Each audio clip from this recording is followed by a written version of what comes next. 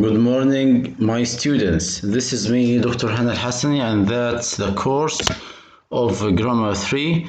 I would like to welcome all of you for being a kind student and you always like with me. And that's the chapter 12 we reached in the plan. So if you check out the plan of Grammar 3, you will find out that in this week we have to finish noun clauses, and it's a good topic for sharing, and it's a good topic for even writing, for your skill of writing. So the first slide that I'm welcoming you, I'm saying hello, and you can find me in this attachment or the email. Okay, for noun clause, the first point that we need to share is the instructions for use. We have clauses can be independent or dependent, and we can understand from the concept that there is something here about the clause in general. Like we have independent and dependent, and we need to read something about independent clause, like it contains main subject and verb. So it has here Sue lives in Tokyo. We have here subject Sue, and lives, it is verb, totally main verb, and is the main clause of the sentence. Maybe a statement or a question can stand alone, and for sure this sentence already stand alone. Number 2, here we have where Sue lives, dependent clause, and we need to check out a dependent clause is not a complete sentence, cannot stand alone, must be connected to main clause. So we have here two criteria for independent clause and dependent clause, and we make sure that we have to understand the independent and dependent based on what we have had in the general point of views or perspectives of clauses. Next, we need to understand what is the definition of noun clause, and we can see noun clauses are dependent clauses that perform the same functions that regular nouns do. So the same functions means if we read the sentence, we will find that this sentence can, or the part of the statement that added to main clause, it work as a function of noun in special case. And here noun clauses begin with that, as you can see, questions words like why, how, what, and where, or whether or if. So if we can find whether and if, that, and question words, that's a sign, or it's already signified the noun clause, and it reflects the noun clause, and we should be aware of noun clause structure. Instructions for use again. When we have a noun clause in the sentence, it can be what? So we have here, it can be in the sentence as a subject. When you say what Billy did shocked his friends. So if we check out what Billy did, this 3 words, it worked as a subject. So it's a subject, and this subject under noun clause. So what Billy did is not a function of or structure of a question. So it's a structure of noun clause. As an object, Billy's friends didn't know that he couldn't swim. So when you check out that he couldn't swim, we find it's in a position or a place of object. After preposition, Mary isn't responsible for what Billy did. So you can see here there is a preposition for and what Billy did. That's the point here. As a subject, complement. Billy's mistake was that he refused to take lessons. This is what we call subject complement. If we check this sentence, what we will find it as a complement. If you read the sentence again, Billy's mistake was. So we know that there is nothing to continue this sentence because it looks like there is something missing. So we will ask ourselves, what is Billy's mistake? And here the answer in the complement. After that, it comes as a complement that he refused to take lessons. So the complement of the subject structure is that he refused to take lessons. That's what we call a subject complement. As an adjective complement, everybody is sad. And if we stop in the word of sad, we will ask the same question. Everybody is sad. In ourselves or in our intention, we will ask direct question that following that sentence. We will say why they are sad. Why? So the complement for adjective, it will be that Billy drowned. So Billy already died because maybe he didn't swim and then he drowned. That's the way for understanding the adjective complement. Next, we have more examples like what's painful is the hot coffee. So you can see here a very simple picture about somebody is pouring the coffee in the somebody hand, and the sentence looks like a question, but no, we will check it again and we find it is a noun clause in the function of subject. What's painful is, so what's painful is an under subject. I don't understand why she doesn't hang up, so that's in a position of object. The question is whether she is going to stop. So the question is whether she is going to stop under subject complement. It's frustrating that she's not paying attention. It's frustrating that she's not paying attention. So if we check the last sentence, it's frustrating, and we stop, we have the same question, why they are, or what is the condition or the circumstances. It's frustrating. So the question for the adjective here, the word frustrating, that she is not paying attention. Yeah, it means like two persons talking to each other and one is not paying attention or is not concentrated on the other speaker. So there is a speaker but there is no hearer. The next, there is other kind of story here. Should we leave a tip? And it's about a waiter who is so slow. We have to understand this structure. I don't know why we should leave a tip for the waiter. So why we should leave a tip for the waiter? It's in the structure of what? In the structure of noun clause at all. So from why till full stop, it's a noun clause. So it's a noun clause and we can define the function for it. What is, or what this waiter needs is more or some more training. So what this waiter needs, all of this package, it reflects the way for understanding that it's one package. It's not needs here is not main verb, so it followed the structure of noun phrase with what. So is the main verb. It's a miracle that we received our food at all. He was so slow. So that we received our food at all, that's a function of noun clause. I wonder whether. So whether here, it's a sign or it's an insight of a noun clause, and we can read here whether or not we should leave a tip for the waiter. So whether or not we should leave a tip for the waiter, it's called a noun clause. We define it as a noun clause because we have here a keyword which called whether. Next, we have kind of that, and we can understand that could be sometimes at the beginning of the noun clause, and it introduce a subject.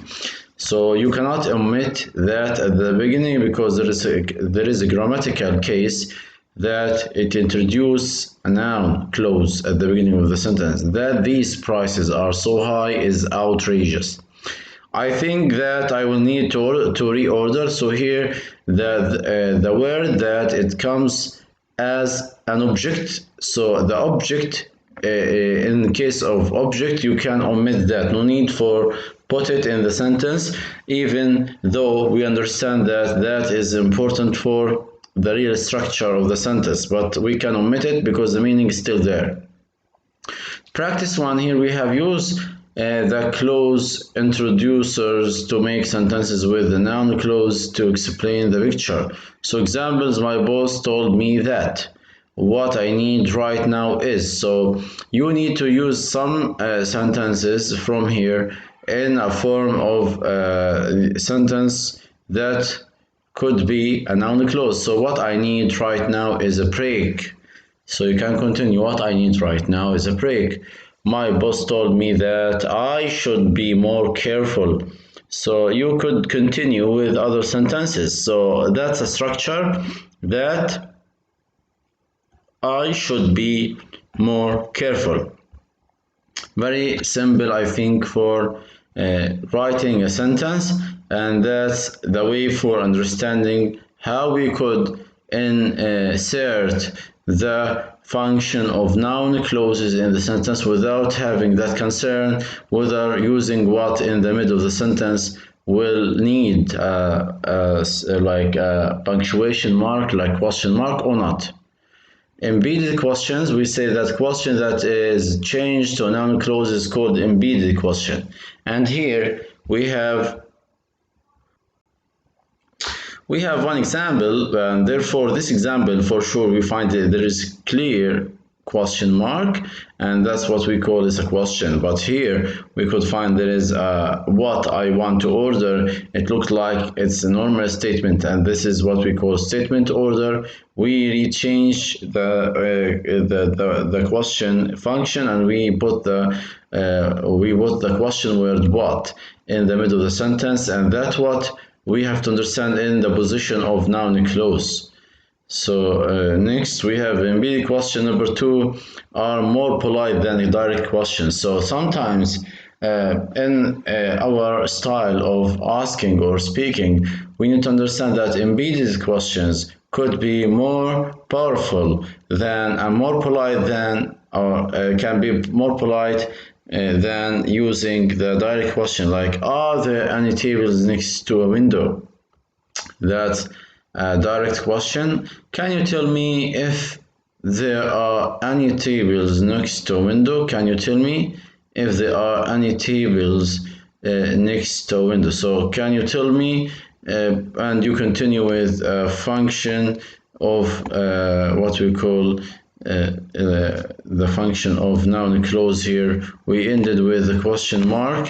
Why? Because we have here the structure of asking a question. Can you tell me if there are any tables next to a window? So that's a structure of embedded question. Embedded question number 3, we have here can occur within a statement or within another question. Notice the difference. So can someone explain why there is lipstick on my glass? So we have here question mark, and the question started with can. So can, it has a question mark, not why. Can someone explain why there is lipstick on my glass? So here, why there is lipstick on my glass, that's what we call a noun clause, but the question mark is reflected to can. I'm not sure how this fly got into my soup. So here we have an embedded question without a question mark, and it is a full stop here. Next, here we have do not use do, does, or did in embedded questions. So here we have a case. I don't know how that did happen. So we can omit did, and we can say I don't know how that happened. So how that happened, or how that, so without did, it can be corrected. Okay, fine. We have here embedded question number 4. We use if and whether or not to introduce embedded yes no questions. If and whether or not are similar in meaning and can often be used interchangeably. Let's see how. We have here an example. Somebody sitting at the table and could we get the bill? And then I wonder whether or not we could get the bill. I'm not sure if the waiter is coming back. Is the waiter coming back? And here you can see the different kind of question by using if and whether, and you can see the way of structuring the sentences. That's how we can figure out using if and whether. We also have practice number 3, change direct questions to be a question, use if, whether or not. So it means like trying to get kind of negation. Is something burning? I wonder if something is burning. So that's how we need to practice and do the practice for this question about how to change the direct question. That's what we call direct question. So the direct question, do you accept credit cards? So if you want to change it to indirect, you can say, I wonder if you accept the credit card, or if you accept credit card. That's how you change it to make it with a question or embedded question. Last, we have here, thanks for listening to that part of the what we call the slides, and now we need to move to your own book. So we give you a little break before we opening the book, and this slide, it's kind of wrapping up all the most important cases that we are looking for, but we need that part from the book. We have here in the book, understanding and using English grammar, the writer of the book and the version of the book by 2017. We have in chapter 12 noun clauses, and here we need to understand that there's a general review every time there is a new chapter, and we can find here write C if a sentence has correct form, and I if it is incorrect. And after you complete each chart, make unnecessary corrections. So here we have at the hotel on the lake where we went for our summer vacation. So the first sentence, we can understand that there is something missing here. At the hotel on the lake where we went for our summer, there is no main clause here, and we can understand that it has the noun clause, but the main clause is missing. I don't know where does she go after work. So number 2, I don't know where she go or where she goes after work without using does. So without using does, it can be corrected. So number 2 is incorrect. He didn't understand at all what I did say. So he didn't understand what I say. What I say without what I did say. He didn't understand what I say. That's quite enough. Can you ask them whether they need help or not? So that's a correct form. So let's move to the first section here. The first section, if we check introduction, we need to understand independent clause, and we need to understand what the meaning of the clause. A clause is a group of words containing subject and verb. That's what we call a clause. And a phrase here is a group of words doesn't contain subject and a verb. So in general, we have to understand that a sentence, it contains phrases and clauses. Like here, the phrase, it doesn't mean it has subject or verb, and that's kind of examples like in the park, kind of prepositional phrase by preposition or whatever, and that's what we need. It's not a sentence, but the clause, it's example about the sentence. Why? Because it contains subject and verb, like she visited her grandparents in Turkey. And in clauses, we need to understand there is a part of the sentence which called and dependent clause, and another part which called dependent. And for what we gave to you before, we say that the noun clause is usually under the dependent clause. So dependent clause is also a noun clause. That's what we need to understand, and what we need to add after we explain to you the slides. So make sure that you can again revise the questions and the slides carefully and with your full consciousness. And here we have one part that called noun clauses with question words.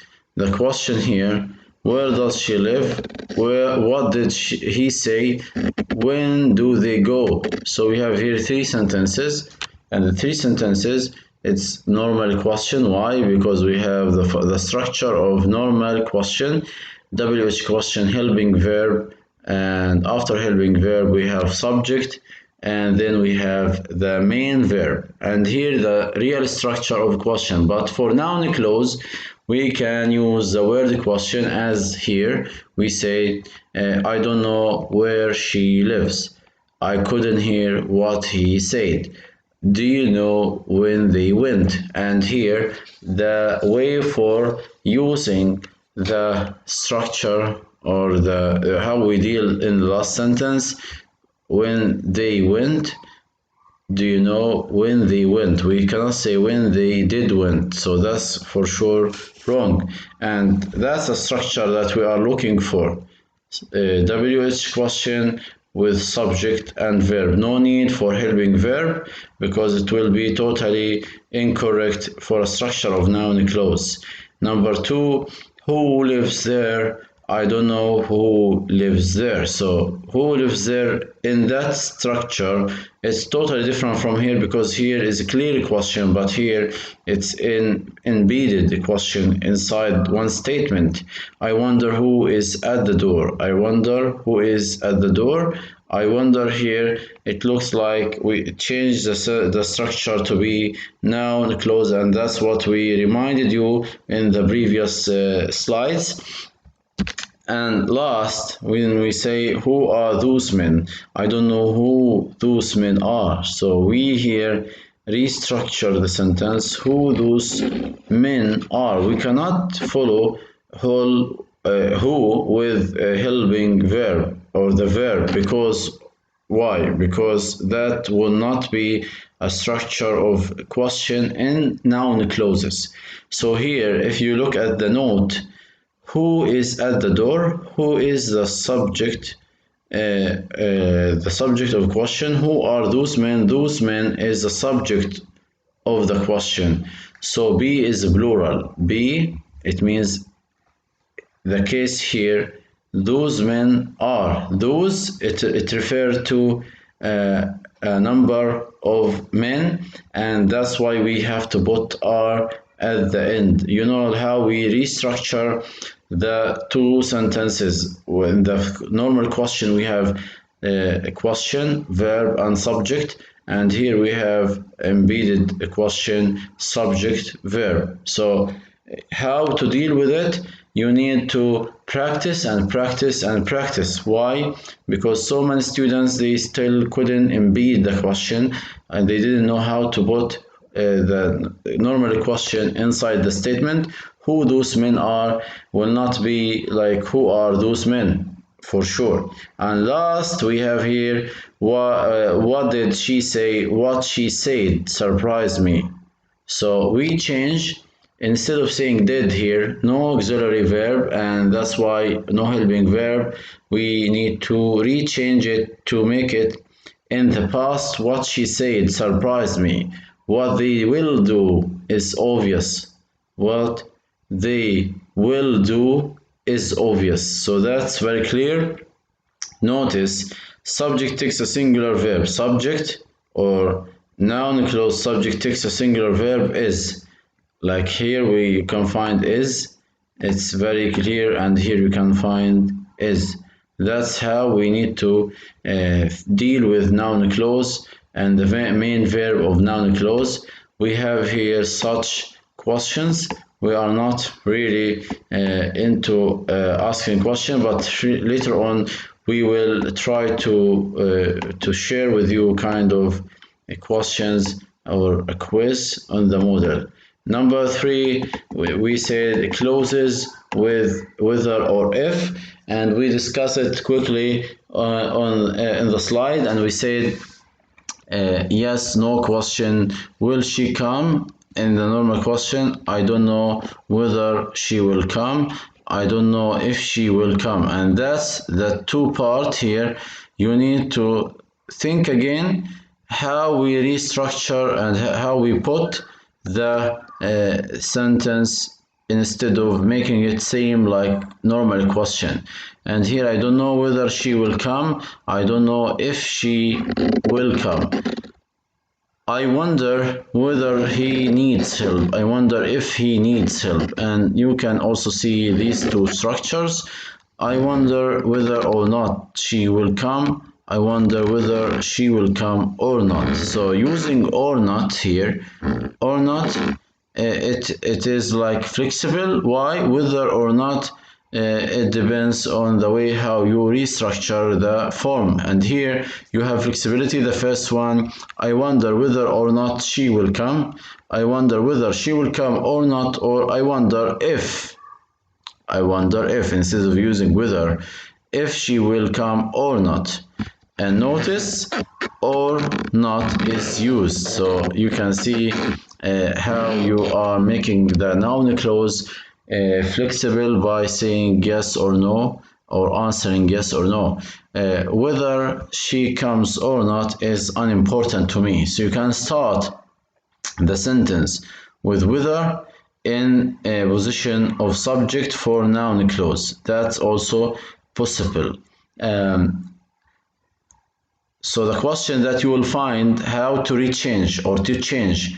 What do we mean by change? We give you a question and you have to tell me what is the noun clause for it.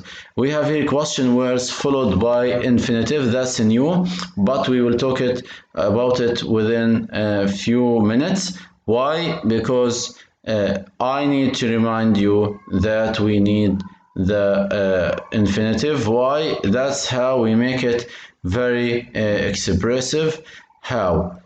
Number A here, I don't know what I should do, I don't know what to do. So the same function, but we minimize the words. And here question words where, when, how, who, whom, whose, what, which, and whether may be followed by an infinitive, may be followed by an infinitive, and that's the point for it. May be followed by an infinitive. The list or the package of a question, it's already clear that it's followed by infinitive, and Pam can't decide whether she should go or stay home. Whether she should go or stay home. Pam can't decide whether to go or to stay home. Each pair of sentence in the example has the same meaning. It means here what? We can read any statement here and we can find both of them, like the pairs in the sentence, like G and H. Jim told us where we could find it, and Jim told us where to find it.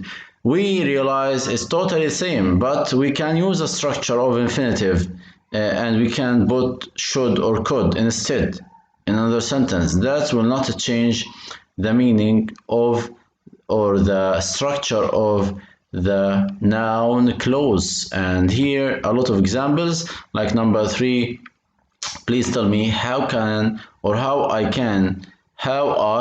can get to the bus station, and please tell me how to get to the bus station. And that's normally we use the second function in our speaking or the daily basis.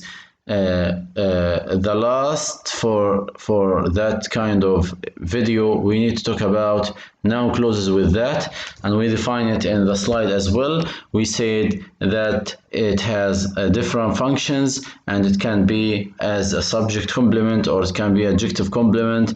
And at the beginning here, we have to think about the subject, how using that clause. I think that Bob will come, and here Bob in a position of object. I think that Bob will come. I think that Bob will come. That Bob will come at all. It will be in the position of object. I think Bob will come. Also, it can be omitted. Why? Because we said that can be omitted if it is in the position of object. We have here different kind of verbs, usually followed by that in the clause. Agree that, believe that, discover that, explain that, feel that, find out that, forget, hope that, read that. All of them together, we can follow them or these verbs with that. Number two, we have adjective, which is a complement that we need to talk about. I'm afraid that all or the certain or I glad, he is glad, we are pleased that, we are happy that. That's in the structure of email. We can write it like this, and we have also adjective plus that clause, like here. It's clear that Anne likes her new job. And what is the point here? It means the adjective that started with it plus be. So Anne, it is clear. So we started by it. It is clear. And how we follow it? By the subject or by the clause of that. And then last, that clause used as a subject. We can start and introduce that as a subject in the beginning, and that's correctly used for introducing noun clause, and we cannot omit that, as we mentioned as well in the slides. So I wish that you can revise this lesson, the 5 lesson, very well. We can discuss and share discussion next time about it. I'm sure that you need to read more and more examples about the structure and how we make sentences and how to reorder the sentences within the real question and the BD question.